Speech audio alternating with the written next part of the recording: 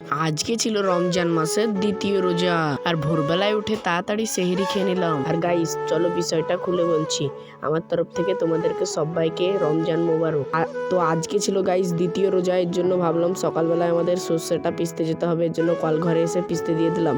আর এখানে আমার জীবন্তী এসে একটা প্রজেক্টেরও খাতা কিনতে হবে, এর জন্য খাতাটা কিনে নিলাম। আর আজকে ছিল দ্বিতীয় রোজা, কিন্তু দিনটাও ছিল জুম্মার দিন, এর জন্য খুব খুশি ভাব নিয়ে বেরিয়ে পড়লাম নামাজ পড়তে যাওয়ার জন্য। এখানে সাইনকেও ডেকে নিলাম, ছোট ভাই, আর আমার সাথে সে নামাজ পড়তে যাবে বলে বেরিয়ে চলে এলো।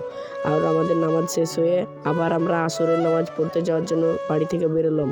আসরের নামাজ শেষ করার পর আবার বাড়ি ফিরে এলাম। বেলা আমরা দাঁতন কেটে নিয়ে চলে এলাম, একসঙ্গে দাঁতন করব মহিদুল, আমি এবং মহিদুলও দাঁতন নিয়ে চলে এলো। আর মহিদুল আর আমি খুব ভালোভাবে একসঙ্গে দাঁতনটা আমরা করতে লাগলাম। আর আমরা ইফতার করব সবাই মিলে একসঙ্গে, এর জন্য ইফতারে আমরা ইফতার নিয়ে বসে পড়লাম। এখানে মহিদুলও ছিল পাশে গাইস। আর হ্যাঁ গাইস, এই 30টা রোজা আমি 30টা ব্লগ আপলোড করবো, আর তোমরা একটু সাপোর্ট করিও জানো। আর তোমরাও রোজা কে কে করলে কমেন্টে জানাও।